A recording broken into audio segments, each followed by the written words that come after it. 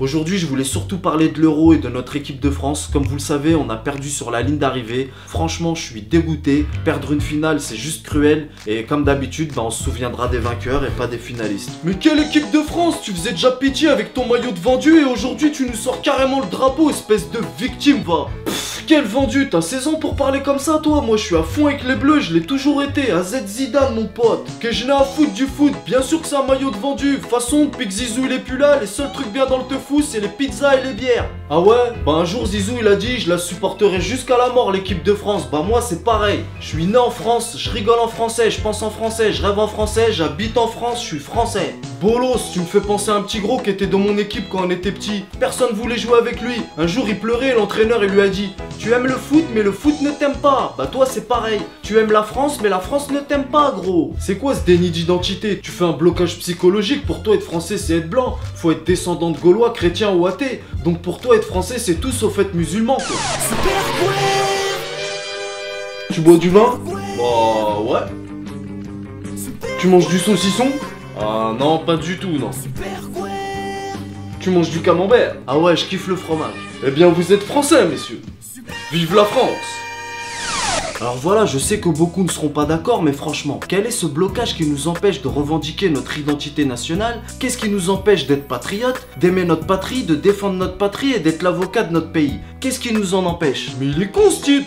Tu t'appelles Asdin et t'es musulman, regarde-toi dans une glace, bolos! Vas-y, j'ai même pas envie de parler avec lui. Et moi, je veux pas du tout renier mes origines, je ressens même le besoin et le devoir d'éduquer mes enfants, quand j'en aurai, dans la religion et la culture de mes origines, justement. Mais le pire dans cette histoire, c'est cette pression médiatique, cette islamophobie ambiante que personne ne peut nier, qui pousse la jeunesse musulmane à réagir sous la passion et la pression. Du coup, ils tombent dans l'amalgame, ils se disent que la France est islamophobe, et puisque la France ne veut pas de moi en tant que musulman, moi je veux pas de la France non plus. Mais moi, je pense que les extrêmes ne peuvent pas permettre l'épanouissement de l'individu, encore moins une religion, de s'intégrer, de perdurer dans le temps dans une société. Le propre de l'être humain, c'est de s'intégrer au milieu dans lequel il vit et de s'assimiler en adoptant les us et les coutumes sans remettre en question sa foi et sa pratique religieuse. C'est pour ça que l'islam n'a jamais eu pour objectif de dominer ou d'exterminer ceux qui veulent pas y adhérer. Et l'objectif de cette pression médiatique et de toute cette islamophobie est très simple. C'est justement de pousser les musulmans de France à avoir peur en se marginalisant, en s'enfermant et en s'écartant de la société, comme ça on reste plus qu'entre nous dans un communautarisme aveugle. Leur but, c'est de faire de nous des citoyens de seconde zone. Ils veulent qu'on pense à nos droits mais qu'on cherche pas à assumer nos devoirs, puisqu'on peut pas concevoir d'être au service d'un pays qui nous aime pas et qui nous combat. Donc je vous le dis, ils ont un projet et leur stratégie, c'est qu'ils ne veulent pas qu'on soit des Français à part entière, mais plutôt des Français entièrement à part, à l'écart. Ils veulent qu'on soit comme nos parents, qu'on vive en France avec la nationalité française, mais par contre ils veulent que notre tête et notre cœur soient branchés ailleurs. Nos darons, ils ont bossé toute leur vie pour nourrir leur famille et construire au bled, donc au final, physiquement ils sont en France, mais psychologiquement et sentimentalement ils sont au bled en vérité. Nos parents, ils se sont jamais présentés pour être conseiller municipal,